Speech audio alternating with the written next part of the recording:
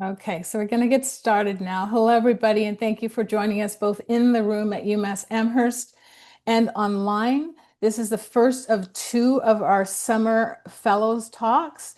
I am Charmaine Nelson, a provost professor of art history at UMass Amherst. And I'm also the founding director of the Slavery North Initiative, which is a research hub where we support the research of students, scholars, and artists who are focusing on the study of slavery in Canada and the US North, which are vastly understudied regions. Today, I'm pleased to welcome Shelley Miller, but before I do that, I just want to let everybody know that our second Summer Fellows Talk will be in a couple of days on Thursday, August the 7th, both hybrid and in person as well at 2:30. The way to get that link is if you visit us at slaverynorth.com. Be sure it's slavery with a Y north.com because there is a website called Slave North. That's not us. If the website's not purple and white, it is not us. Okay. So go to slaverynorth.com and go to the news and events tab, and you'll find the link for that second Fellows Talk, which is another artist in another artist in residence coming up, Letitia Frazier. Now, I'll just let you know the format for today is that Shelley Miller, our artist in residence, this summer is going to speak for about 40 minutes, and then we're going to open it up to questions and discussion. But first, I'll introduce Shelley for you. Let me see here. So, Shelley Miller, again, is an artist in residence fellow for the summer 2025 at Slavery North. Shelley is a visual artist based in Montreal, Canada. Her art practice ranges from large-scale permanent public art to ephemeral street art and community engagement. She received her MFA from Concordia University in Montreal, Quebec in 2001. For over 20 years, Shelley has been working with sugar as an art medium, using it to address ideas of taste, desire, consumer culture, excess, and greed. Shelley eventually developed a method of creating sugar tile murals, subverting ceramic azuelejos. Is that how I say it, Shelley? Azuelos. Azuelos. I'll get that. It's Portuguese, right? As an art form to comment on sugar's link to colonialism and oppressive trade practices. This work began in Brazil, but has expanded in more recent years to include post-colonial contexts, notably Canada. She contributed a chapter in the academic collection of essays called Post-Colonial Port Places and Non-Place in the Ecotone, or Ecotone, published in 2025. She has received numerous research and creation grants from the Canada Council for the Arts and the Quebec Arts Council. She has also attended artist residencies and exhibited her work extensively in Brazil and in India. So I'll now hand the floor over to Shelley. Thank you, Charmaine, for that introduction. I will share my screen now. So I'm going to start with the first about 10 minutes of my presentation is going to be a fairly condensed overview of my work with sugar, the types of work that you mentioned in your introduction. The first 10 minutes, it's essentially a presentation that was about 30 minutes long that I've given to other conferences that I've edited down to be about 10 minutes. I just wanted to give kind of a concise overview of my past work with sugar and the types of work that led me to Slavery North and to the research that I'm currently doing. So I'm just going to jump right in because there's a lot I want to show and talk about today. I have come to Slavery North and to Amherst to conduct research for new artworks by way of my interest in sugar's history and my previous work using sugar. For me, sugar is a material rich in history, complex with a myriad of associations, and can act as a metaphor for many things. Over the past 15 years, I've created murals that look like traditional ceramic azulejo murals in monochrome blue. They are ephemeral and typically they have been installed outdoors and they wash away. I will come to discuss how I started using sugar-based azulejos, as well as explain what a sugar azulejo is, and how I use this art form to critique sugar's long history of colonization and slavery. I began this work in Brazil and then extended this theme in more recent work to include the Canadian context. Initially, 25 years ago, I chose sugar as an artistic material for its use as a superfluous decoration associated with women's domestic labor and so-called lowbrow craft practices. I expanded this practice and used it to reference other types of decoration and classical art forms like architectural ornamentation typical of Baroque and Rococo architecture. I first applied this piped embellishment on domestic objects and interior walls, and then I moved to exterior city walls, building up patterns like flocked wallpaper. Eventually, this work led me to doing more urban interventions where I piped colorful sugar borders on city walls like graffiti tags. I have created sugar and cake sculptures to critique ideas of social taste, indulgence, consumer culture, waste, excess, and greed. I'm interested in decadence and the relationship between high art versus low art, want versus need, luxury versus necessity. Sugar is a material rich in history and cultural significance, continually providing the wealth of inspiration. These past two images were objects that were made out of cake and icing. After working with sugar for almost 10 years, I went to Brazil in 2004 for 2 months to attend the Sacatar Foundation Artists Residency on the island of Taparica near Salvador, Bahia. My interest in referencing ceramic tile azulejos began during this first trip to Brazil. I've always had an interest in using pattern and ornamentation in my work, and was immediately drawn to the decorative tiles that adorned many of the homes and buildings there. My first attempt to create a sugar tile was using piped sugar in blue and yellow, mimicking the style of domestic azulejos. I applied these to an abandoned building, essentially sugar-coating the crumbling structure. I titled the piece Sugar Coated. The Collins Dictionary describes the phrase sugar coating as a thing used to make something else considered unpleasant or disagreeable seem attractive or palatable. I considered how this title and the general expression to sugarcoat could be interpreted in the context of Brazil. It was at this time that I was also learning more about the role that sugar played in Brazil's history and in the formation of Brazilian society. To provide a very brief overview, the Portuguese colonized Brazil in the early 1500s and claimed the land for the Kingdom of Portugal. By the 1570s, large numbers of Africans began to be forcefully imported as slaves to work in the cane fields in Brazil. Between 1826 and 1830, Bahia's slave trade reached its height, with close to 10,000 slaves arriving a year. Keeping these historical facts in mind, during my first visit to Brazil, I saw a large number of ceramic azulejo murals with ship imagery, an obvious symbol of Portuguese history in Brazil. I took these murals to be a symbol of pride and colonial conquest. But is there truly a reason to be proud of this colonial history? I questioned. I wanted to explore how I could link sugar to the imagery of ships in azulejos in an act of subversion. I began to perfect my technique for making sugar tiles, allowing me to create a mural that was a true trompe-l'oeil. I achieved this by making a rolled sugar fondant tile and hand painting the images on the tiles after they hardened and dried. By connecting the materiality of sugar with the azulejo form and the imagery of ships, I created my first sugar tile mural in Salvador, Brazil in 2008. It certainly succeeded in fooling the eye as the curious passersby questioned what I was doing and insisted that I eat pieces of it in front of them to offer proof that it was, in fact, sugar. The central image of this inaugural mural represents a caravel as the central image, with the Order of Christ's cross on the sail, which was originally used by the Portuguese Order of Christ. The title is The Wealth of Some and the Ruin of Others, because it references the contrast that the mural undergoes as it washes away and literally falls into a state of ruin. Like the tradition of Dutch vanitas still life paintings, my murals are a reminder of mortality and the meaningless of worldly goods and pleasures. In this sense, I wanted to show the destructive side of colonization by creating a time-based vanitas installation. I often face the question, but couldn't you coat the sugar with something to preserve it? My answer always remains the same, that it is precisely the decay, erasure, and association to loss and ruin that I want the work to embody. I want viewers to consider the entire process of the piece, because it is the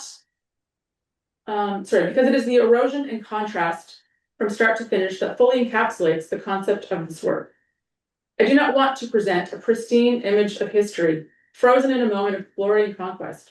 I want them to have a Baroque aesthetic, to show decadence for its root meaning, decadence, a coming apart. Photography then, through time-lapse, becomes a way for me to present the full story that unfolds in each mural.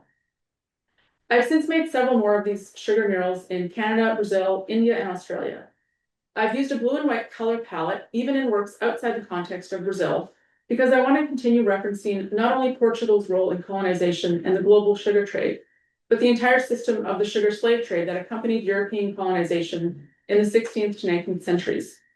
This includes implicating France, England, the Netherlands, and Spain, all of whom have blue tile or ceramic ware traditions in their decorative arts. Each time I create a new mural, I customize it to reflect either local history or a current event.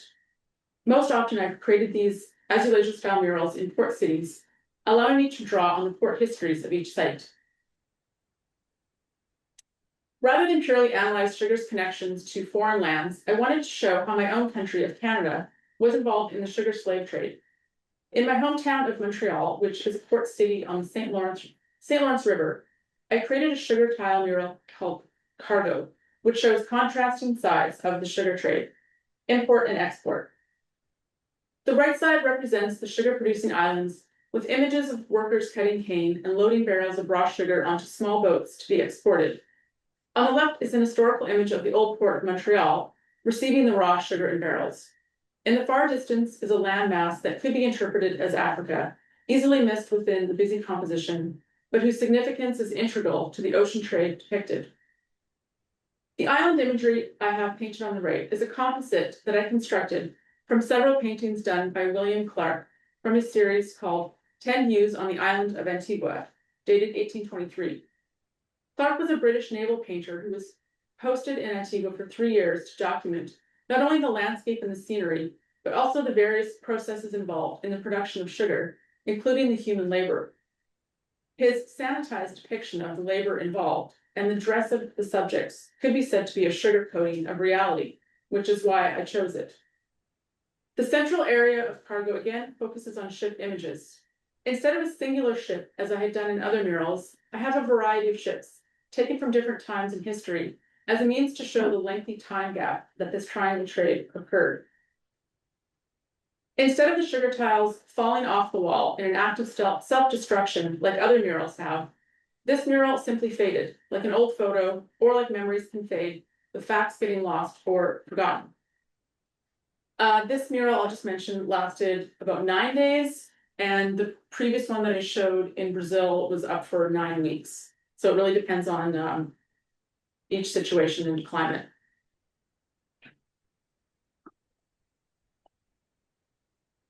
Continuing to look at Canadian connections to the transatlantic slave trade, in 2020, I created a mural for an exhibition called What Carries Us? Newfoundland and Labrador in the Black Atlantic, at the Rooms in St. John's, Newfoundland.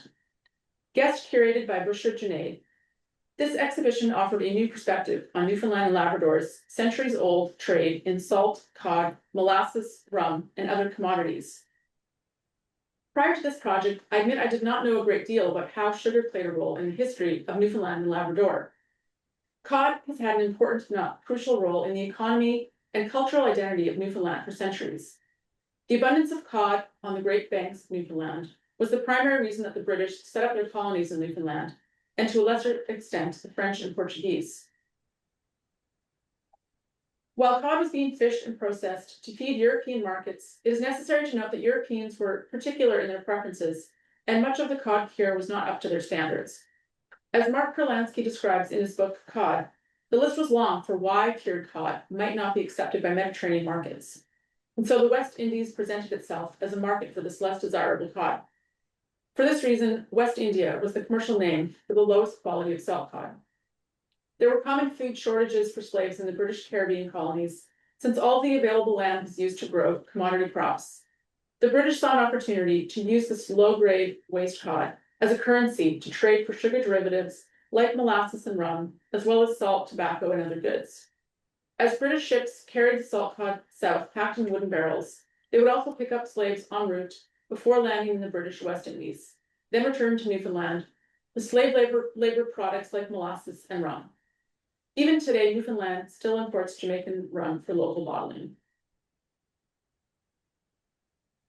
So this is one situation where the tile mural was presented indoors in the museum for the duration of the exhibition, but then at the end, they placed it outside and let it wash away in a road. And this is just a process image of the work as I'm painting it. I also created an interactive digital version of this mural. It's a way for me to share this mural more widely, creating a learning tool. I've always felt that sugar is a great hook, a way to lure people into stories they may otherwise not have known. In this work, viewers can click the tiles, revealing a pop-up image that shows the tile enlarged, and in some cases reveals quotes from research I did and images of my archival source images. Painted on the left side, I positioned a skull, another reference of Vanitas and Memento Mori theme that I've long been interested in. Common symbols of Vanitas used were skulls, extinguished candles, and rotten fruit, all symbols of decay. This piece is called Vortex. It was a mural I created for the Arts Atlantic Symposium, presented in St. John, New Brunswick. This one was never permanently installed. I was only there for a couple of days, and so I just took it and presented it during the conference. This work is like a sketch of a new idea, showing less central imagery, and instead presenting a vortex of Baroque excessiveness on the perimeter. The ornate border overtakes the mural, swirling in a continuous loop, searching for answers. It is less didactic than my previous murals were, and here it was presented on the floor. My intention is that people can approach it from different angles, not really knowing which way is up. There are some allusions to sugarcane, to cod swimming, to barrels floating. It continues the work I did at the rooms in 2020 thematically, but in a more organic way. In essence, my intention is to show the connectedness of global trade and to show that it is circular and complex.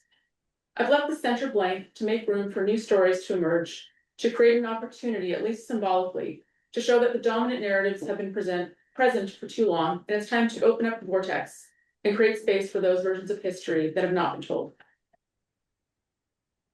Okay, thank you. That is the conclusion of my overview of past work. And now I'm going to get into research that I've been doing while I've been here. So I've been doing, I would say, 3 primary streams of research. The Connecticut River Valley economy and how that fed into the slave economy, archival research on a family called the Brinley family, and then material research on punch bowls. Unfortunately, this is a lot, and so I've decided not to really address too much about the first topic because there just isn't really time.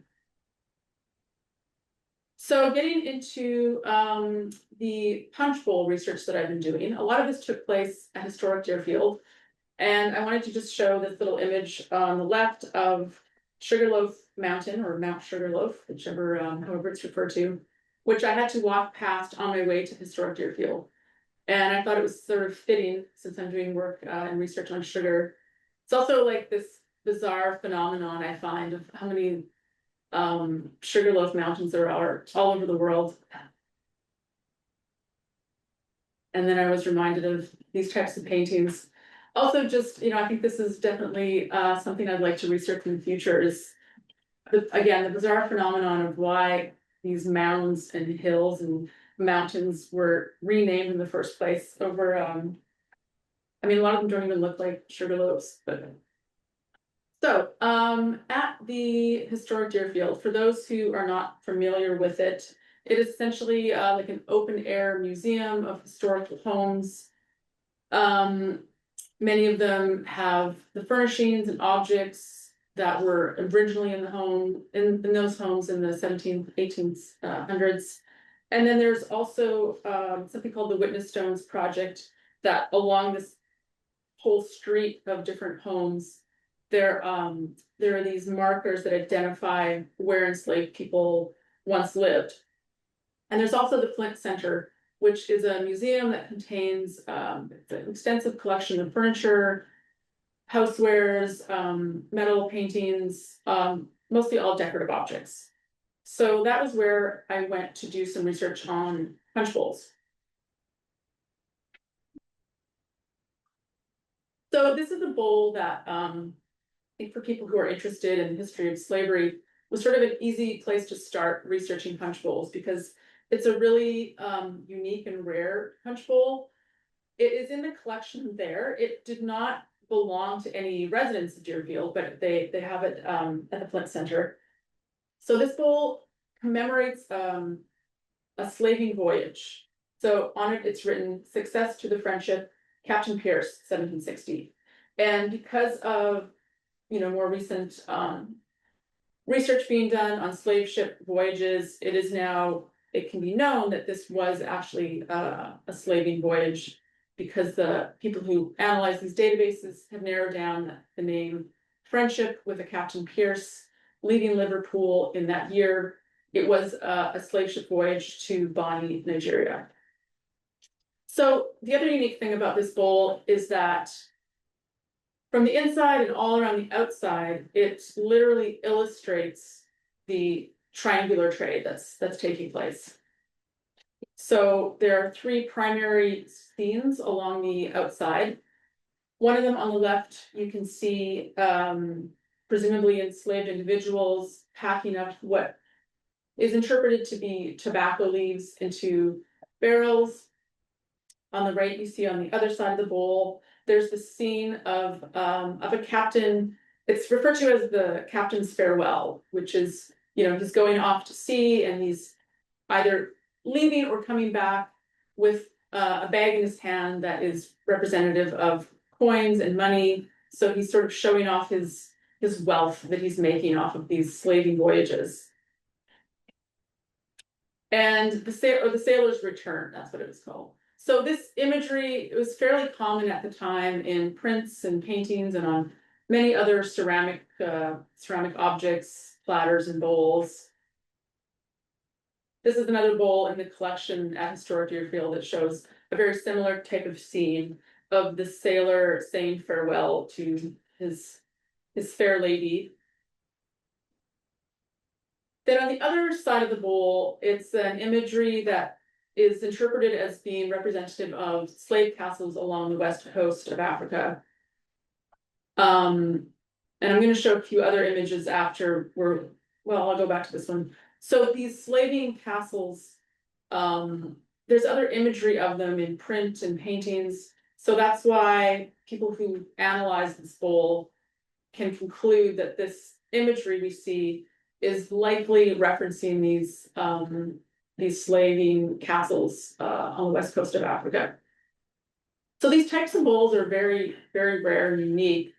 And they were likely given to the captains by the owners of the ships as a gift that they may take on voyage with them, these punch bowls, or it may just be an object that the captains would keep in their homes.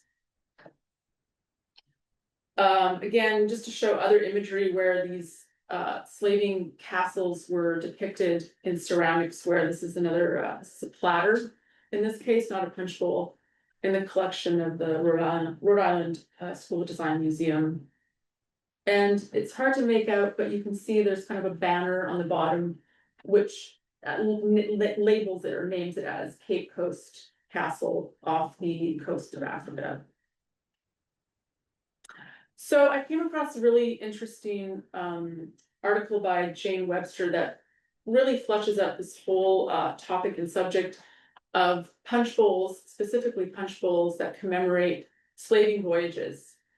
So the one that I showed previously at Historic Deerfield is a very rare object, and it's one of the earliest examples, but she lists other examples of these bowls, such as this one, Success to the Dobson, and Success to the Venus, Captain George Brown, and all her jovial crew. She mentions in this article that the paintings of the ships themselves are very detailed. And so it's likely that the artists who painted them did do some sketches of the actual ships, because they're almost too precise to just be general ships. It's likely that they were very realistic depictions of those actual ships. And she says how it's precise painting of the ships, but yet it's not an accurate portrayal of the slave trade itself. And in most cases, it doesn't really show the slaving voyage itself. It materializes the object, but not the slave trade itself. Another interesting thing that she discusses is how these bowls were likely made as a pro-slavery material culture and a direct response to the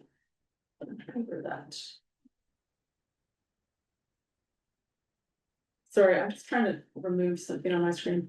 Okay.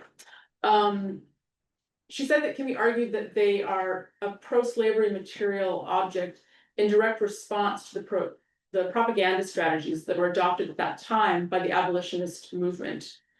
So I thought that was interesting because sometimes in conversations that I've had with other fellows, we discuss things like, there's often so much mention of slaves and slaving that you start to think that, well, maybe it was just so commonplace that that's why they're so openly painting images about it on bowls. But she's saying that it's more that there was a lot of pushback, you could say, at the time by the abolitionist movement. And so bowls like these were done sort of directly in response to that. So this bowl, this is a detail of the previous bowl. So the success to the friendship and the success to the African trade are the only two examples found that have really explicit imagery on the bowls that possibly show the slave trade or products produced by slaves. Now, another sort of tangent of punch bowl research that I did was ones that have imagery of fish. And because I've done fish imagery and my interest in cod and how cod fishing and cod fits into the whole trade of sugar and slave trade, when I saw the imagery of fish on punch bowls, I began initially thinking about how I could sort of subvert this.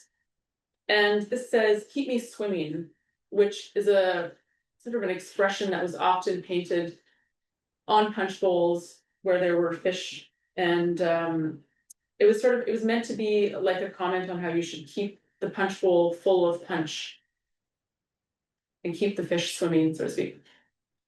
So again, just as a reminder of why fish on punch bowls kind of piqued my curiosity.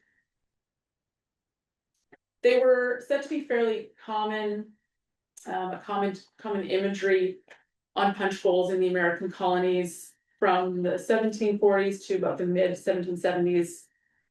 Leslie Grigsby, the curator of ceramics and glass at the Winchester Museum in Delaware, said that fish ornaments on punch bowls was an 18th century symbol of drunkenness and excess. So you could think of it almost like that expression, to drink like a fish. So I found that interesting as well, the whole idea of consumption and excess consumption of not just the punch itself, but even the objects, given my interest in consumer culture. Just a kind of a review on punch itself and what was in it. It was available in England, and it combined primarily all ingredients that were derivatives of slave economies. So there were spirits, often rum, which comes from molasses, of course, fruit, which was usually citrus and also an import, sugar, spices, and water. And so again, most of those things were all products that were part of this triangular trade. And this image of it's a broken reconstructed punch bowl, but "success to trade" was written on it. And I've seen that on other punch bowls as well. And I think that's a saying that I will probably use at some point in some of my work. I just think that it's a really loaded expression when you consider what was being traded, and it wasn't just the products, it was actually humans as well. And so I sort of wonder if the people who wrote these expressions and used these pots and dishes were thinking about how extensive that trade really went and the human lives that were impacted by that trade. Of course, there's no shortage of examples of slaving ships that brought rum and sugar to New England, but one such example is the Sally, that is very well documented at the John Carter Library at Brown University, as well as in the archives at the Rhode Island Historical Society. So this was a ship that went to Africa to acquire cargoes of Africans who were then carried to plantation colonies of the Caribbean and sold. And the ship's holds were filled with sugar and molasses, which was then distilled into rum and shipped to Africa to produce more slaves, more sugar, more rum. So it's that kind of circular trading that I'm interested in eventually showing in work. So after doing this research on punch bowls, I began to think about like the gender associations of punch and punch bowls. And my initial assumptions about punch bowls were that they were domestic objects. And I think that's just because primarily in collections, they are presented and displayed alongside other ceramic ware and other domestic objects like teapots and cups and platters. But throughout my research, I started to kind of rethink that and wonder if they were actually more of a symbol of masculine sociability, seafaring expeditions, and riotous punch drinking culture. This is an image on one punch bowl that the print is called the Pipe and Punch Party, which shows male sociability around a punch bowl. And this image, this specific image called the Pipe and Punch Party, was a print that was used quite often on punch bowls and even on other plates and platters.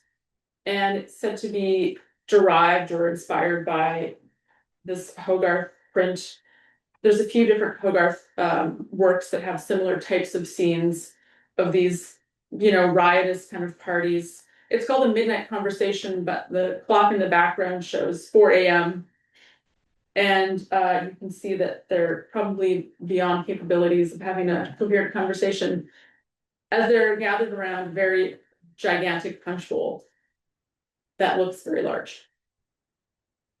So this topic of the sort of gender associations of punch bowls is really very well discussed in an article by Karen Harvey, Barbarity in a Teacup, Punch Domesticity and Gender in the 18th Century. And something that I had never heard of is the existence of punch pots, which were specifically for punch, and they looked like teapots.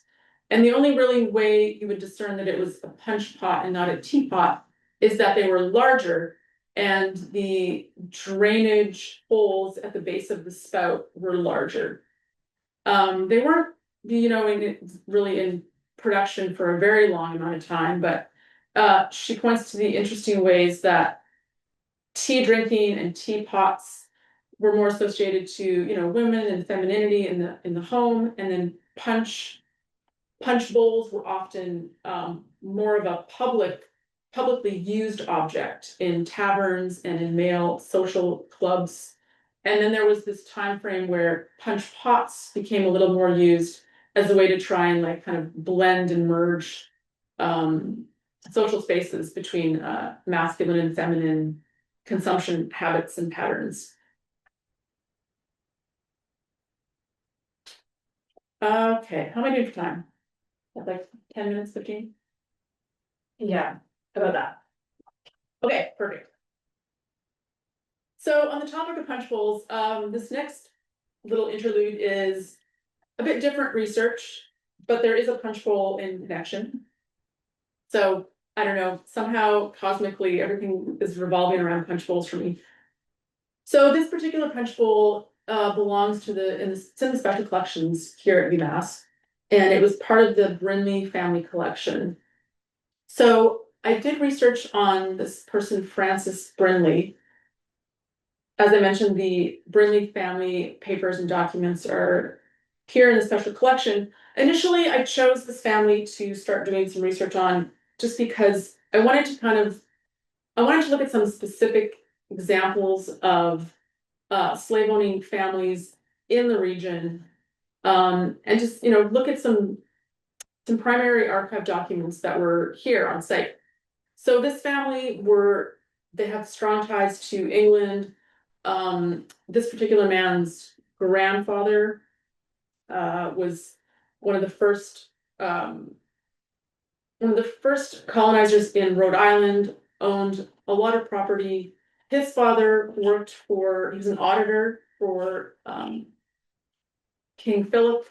So they're very much like an aristocratic family, own a lot of land, and in the collection notes, it was mentioned that some family members were slave owners, and there was also some connections to later members of the family being loyalists and going to Canada.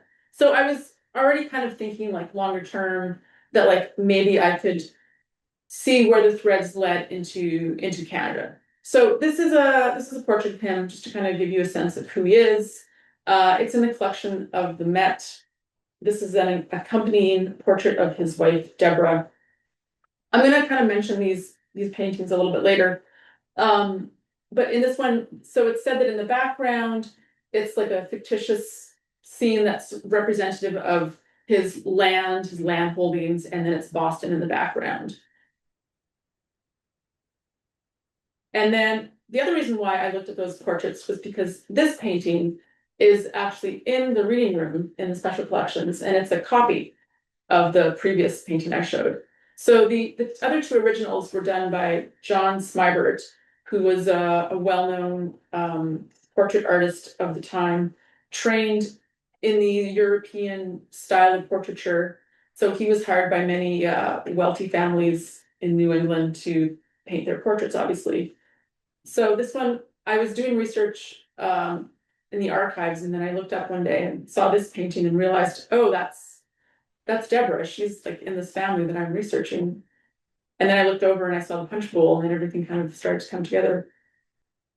Okay, so Francis Brinley, who you saw in that portrait, this is something that he wrote. This was in his writing. So it's a rough computation of the charges of my farm at Framingham and what it may produce if rightly conducted. So it's an estimate. He has on the left, I'll kind of interpret it for you, primarily all the cost for wages and labor. So he lists people he has hired. It clearly says wages. It says so and so on hire. Then he lists the provisions to support them, which is primarily meat. And interestingly, it also says spice, sugar, molasses, and rum. So for some reason, he has to provide those to his workers. And then he lists wool and cotton and the cost for spinning and weaving clothing. On the other side is the profits he's presumably going to make from his crops. Now, on the left, at the very bottom, we see his plan to buy 2, possibly 3, I think it says 2 Negroes and their clothing with interest, profit, and loss on them, 50, presumably pounds. And then after that, it says, for which I'll discharge 2 men next year, whose wages would be, I think that says 50 as well. So I found this interesting, when you look at his portrait and you think about all of his land and his wealth, and then you see clearly his like negotiations for how he's going to also, like, the buying of slaves is one thing, and then he's going to also try and save more money long term by discharging 2 people that he's paying. It's just, I don't know. I think it's interesting to look at these original documents, and there's so many layers of interpretation that can go into it. So later I found this document. This document was in a scrapbook. So there was no mention of any slaves or slave owning in the finding notes for this folder. It was just listed as a scrapbook. And so this document had been pasted into a scrapbook that belonged to his grandson. So this is an estimate of the estate belongings to this day to Francis Burnley. So again, this is in his handwriting. And this is now a list of the actual value of his belongings. So at the top, and like if I go back, it's basically the first half, that's all just land and homes that he owns. He has a mansion in Roxbury, there's the large farm in Framingham, and then he lists all different types of acres that he owns throughout Massachusetts and in Rhode Island. Then below that is cash, and then he lists humans who are assumed to be enslaved, and then cattle and livestock and household items. So he lists 8 valuable Negroes at Framingham and a Cato, looks like it's striked out, a girl named Cato, and then he lists 8 names, which some of them I can make out, some I'm not really sure, and then there's a value, 3,600 pounds presumably. The next line, Negroes at Roxbury House, namely, there's 4, I think, names, and then 2 more names, about 600. So what I found interesting about this is that in all the research that I was doing on the Burnley family, these names, these individuals were never mentioned. There is some mention of other, like his grandson, there's a document of a slave sale, and there's another document of 2 other enslaved people, but there's never any mention of these 14. So, you know, it's one of those things where you find something in the archives and there's a certain weight and responsibility, and then like, what do you do with that information? I tried to see if there was any mention of them in any other of the slave censuses, and I haven't found anything yet. So in the 1754 Massachusetts slave census, Framingham had 0 listed, but there was a note that said it's possible Framingham didn't participate or was originally part of another town. However, of the 53 towns that were part of Middlesex County, it seemed that most didn't participate because most had 0 listed. So obviously that's not accurate. And then I sort of wondered, you know, like, because his primary residence was in Roxbury, you know, does that provide kind of a loophole for some people if they had multiple properties, you know, if they only, even if they may not have participated in some of these slave censuses, but even if they did, they may not have listed for every property they owned. So I'm just going to show the bowl again and then his portrait, because for me, you know, doing this research, sometimes you look at objects and they might not seem so significant.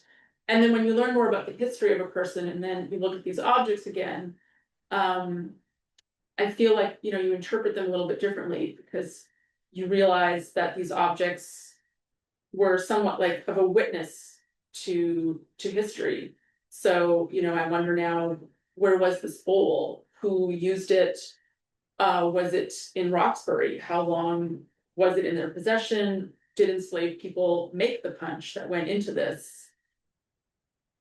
And then when I looked back again at this portrait of him, which is obviously he's the focus, I started to focus more on the landscape in the background and thinking about the people who actually worked on these lands and did the labor to sort of produce the profits that this man had.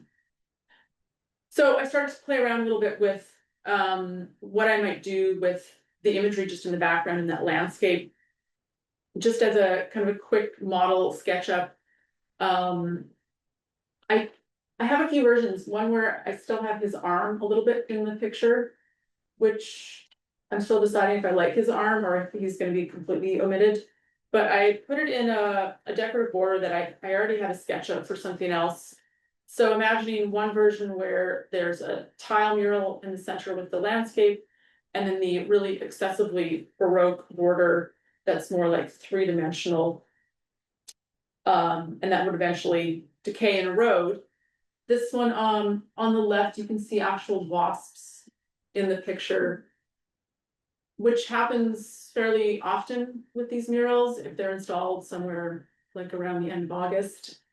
And it's a bit. Yeah, it's almost done. Yeah.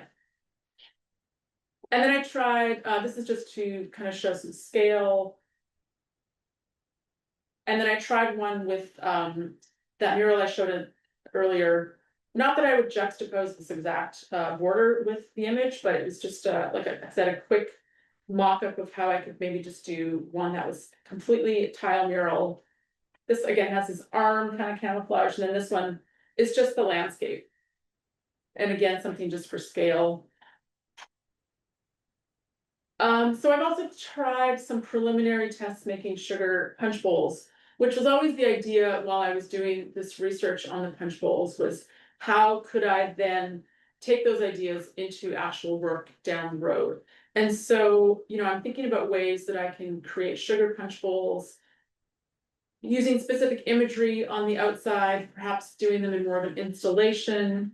I'm thinking about, how I might have many of them, like 50, 60, 80 in a room in more of a circular formation, possibly even having the punch bowls themselves rotating so that you're sort of in this like constellation feel, and like you can't see all of the imagery at once, which to me symbolically feels like the history of slavery and the slave trade of products and people, is that it's complex. It's, you never really see the entire picture at one time.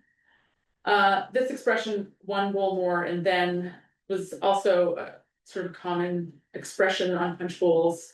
You could think of like the expression one for the road, which again speaks to me about like excess consumption.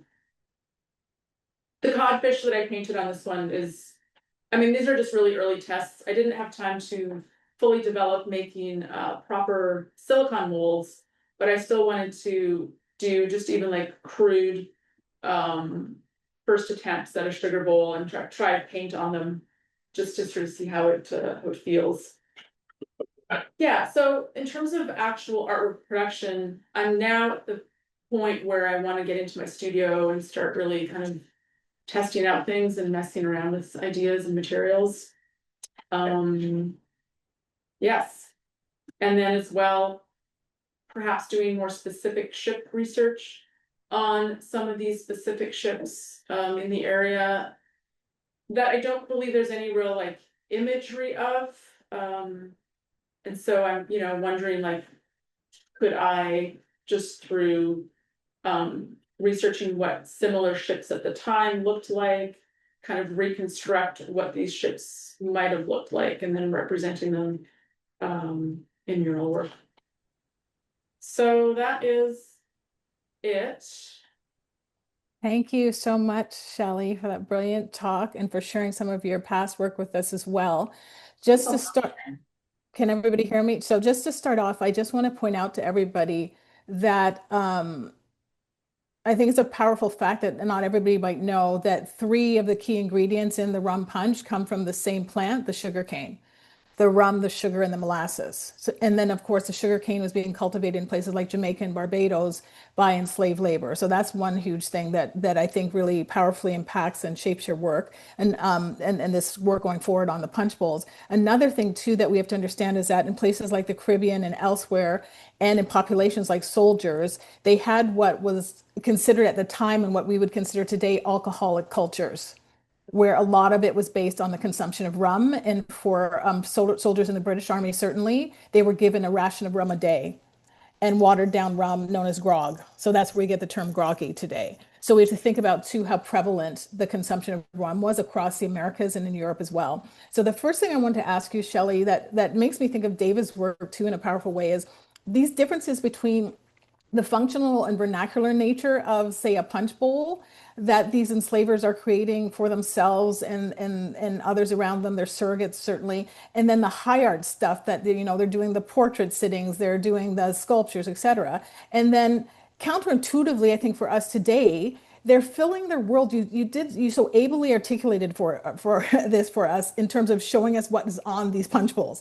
They're actually not shying away from the horrors and brutality of the slave trade and slavery. They're just aestheticizing it, right? So there's like a castle on the west coast of Africa, which was a prison. like, and then the slave ship, right, is on the bowl, which, according to Marcus Reidecker and other scholars, was a floating dungeon and a factory. And then they're showing you the plantation, which was a place where people were worked to death. So they're not actually hiding anything. They're just aestheticizing it for their pleasure. So how do we start to think about this, and how is this, manifest in your work? This space of horror in actually what they're representing, but for them, somehow they're transforming it under the pressure of aestheticizing it into something else that's pleasurable to them at the expense of thousands and then eventually millions. Yeah, well, I think, I wanted to mention in my talk the idea of sugar coating, because it's an idea that I've had in my work for a long, long time. And I think like that's essentially what you're referring to, is this aestheticization of it that is like a sugar coating. And so like I can see a lot of manifestations of my work as being in dialogue with objects in collections, or even archival documents, as like a conversation, so that people can start to see the different facets and sides of the conversation, as opposed to just the aestheticized images we have, but to show more of the destructive side and the realities, as you're mentioning. But I think that there's a lot of interesting objects in museums that have a lot of stories. And I think that there's ways that my work could sort of be part of a larger discussion and sort of offer another perspective for people to consider the histories of these objects and like what the objects witnessed. Right. Thank you. Are there questions in the room or from people online? And the people online, you can unmute on a mic, or you can type in the chat if you wish. Anybody in the room? I see Julie's hand. Yeah. Um, so one thing that I've become interested in, and that connects to this stuff, is that at least starting in the 1780s in England, there was a boycott kind of movement of trying to boycott sugar and rum. And so I think the punch bowls might take on a slightly different meaning in that context, because people who were conspicuously consuming sugar and rum were almost making a political statement, or rather the people who were not were making a political statement about the slave trade. Yeah, I think that's where the analysis of the bowls that are specifically promoting or showing the slave trade, as you say, were done kind of in a very in your face, like a backlash against the anti-slavery movement. Right. Which is interesting. So interesting now. Yeah.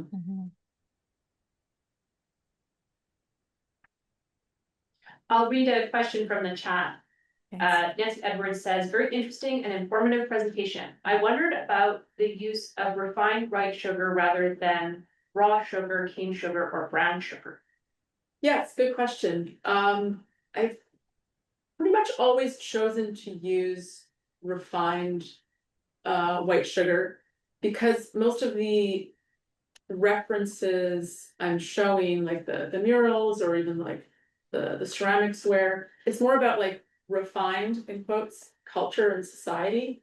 And there was this whole grading system of sugar. It's called the Dutch system, where sugar was graded on its quality, but it was essentially a racist system, where if there was any sort of coloration in the sugar, it was deemed as less pure and therefore less expensive. And like I say, it's essentially just a racist categorization of sugar, if you could even think of it that way. So yeah, so I choose white refined sugar for that reason, is sort of a take on that like refined culture. And then, as I've shown, usually that work decays and crumbles anyway. If that answers your question. Yes, it does. Thank you. Is that Kathy's hand? Hi, Kathy. Thanks for joining us. Hi, good to be here. And good to see you virtually, Shelley. I know we corresponded by Yes. email. And I was, first of all, fascinating presentation. And I was wondering about there's also a tradition in Asian art and ceramics of the blue and the white, like in Chinese art. And I was curious is if you were going to explore, because I know that there were some Chinese laborers that also worked alongside enslaved people on certain plantations. So I was wondering if you were going to like maybe include that, like Asian ceramic styles in your work in the future. It's not something that I've looked into, as of yet. And I don't know. I mean, maybe it's so vast, the different directions. I mean, sugar is so vast, and then ceramics is so vast. There's so many interesting veins of research that one could go. So I agree that that would be an interesting trajectory. I don't have any current plans to, but perhaps one day. Thank you. Shelley, do you mind telling us too? You mentioned that the cargo piece in Montreal destroyed itself in 9 days. Like what month was that, and what were the temperatures? Because I see that as such a fitting symbolic move on. I know Montreal is not an acting thing, but the Canadian site destroyed that image in 9 days, and the Brazilian site took weeks and months. No, so it's just like this is what we're dealing with at Slavery North.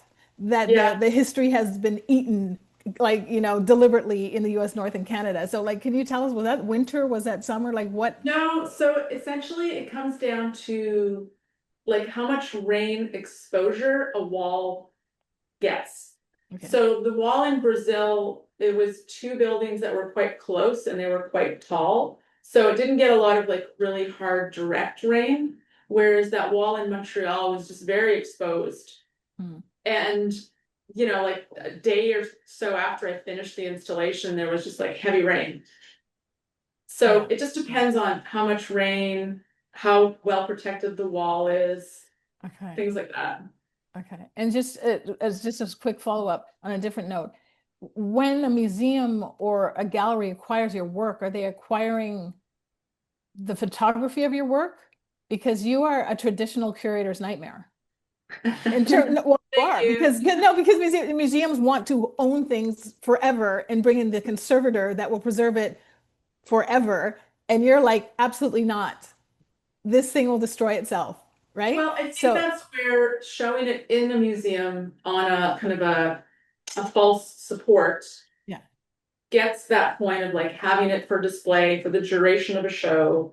right. People can, talk about it. It can, be part of conversations.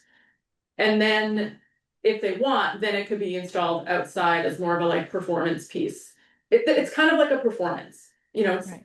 I'm not really part of the performance, but the work is performative in that sense that it's time-based. For So sure. yeah, I mean, I have had some museums buy the photo series because that's Okay. sort of what's left in the end. Right. Right. And I hope you know I'm saying that as a compliment that museums probably some of them don't like you. Okay. V Sites, do you want to unmute and unmic or type in the Hi. I just wanted to say that your work was very beautiful. And just not even a question, but just more of a comment that observing how like these beautiful, cyanotype and color blue images that you have kind of are symbolic of what like the culture of the slave trade was about, right? And how like, because you had a picture of the deterioration of the object itself, and then also the wasp eating it and things like that. And it really the idea of sugarcoat and what we're actually looking at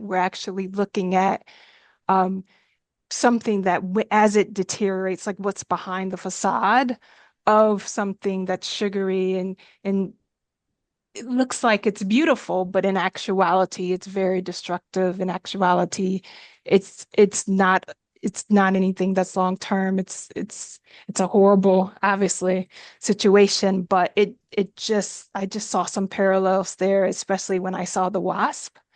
And so and what gets attracted to it, and how that can be destructive. So I don't know, it's just a really interesting work. Thank you.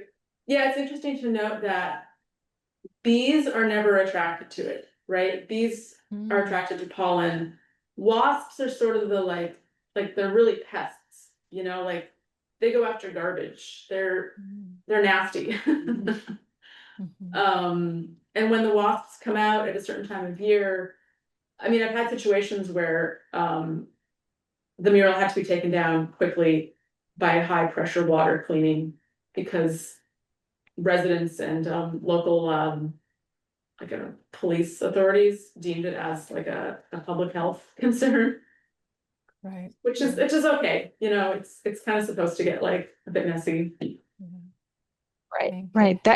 I think that's a very important part of the story, is that it is so destructive. Something that, is kind of passed off as beautiful is very destructive. So that was interesting in terms of what really struck me in your presentation. Thank you so much. And I see a hand from Jennifer, and I'll let Jennifer's be the last question. Thank you so much. I really appreciate learning more about your process and the history that you're pulling from. And I was interested in the blue.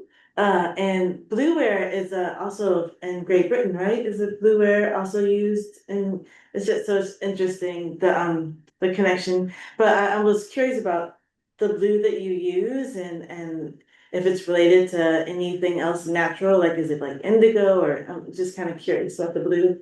I mean, I try to kind of match the type of blue that you would see on azulejos or like British blue, Delftware as well. It's kind of in the same type of blue. But I mean, definitely indigo has its own whole complex and interesting history. So I feel like it pulls on that history without even trying to, in a sense. But yeah, essentially it was just to mimic the type of blue from the Portuguese and Delft tiles. Yeah, I guess my question is like, what do you use for the blue as well? Also, It's cake decorating pigments. All right. Yeah. So I mean, the reason I do that is because I feel like also if I'm presenting something edible, like I showed that picture in Brazil, kids were picking it off the wall and eating it. Okay. Not that very many people are going to do that, but I don't want to put something toxic in it. Right. If somebody does decide to try and eat it. Thank you so much. Great. Oh, another fun little side fact is that when I'm painting, I don't use water to thin it. I use cachaça or vodka or rum. The clear alcohol evaporates. Wow. That's very interesting. Thank you. Thank you, Jennifer. So I'll just read this last comment from the chat from Deb Orguera saying, such a fascinating presentation. Your work in academic research are so interesting. I'm glad I did not miss it and tuned in from down East Maine. So thank you, Deb, for joining us. Thank you all for joining us in the room and online. Thank you to Artist in Residence Fellow Shelley Miller for a brilliant talk. We look forward to seeing your upcoming outcomes. And I hope you all will join us on Thursday, August 7th, again at 2:30. It's a couple of days from now for the second Summer Fellows Talk by Artist in Residence at Slavery North, Letitia Frazier. So thanks and see you soon.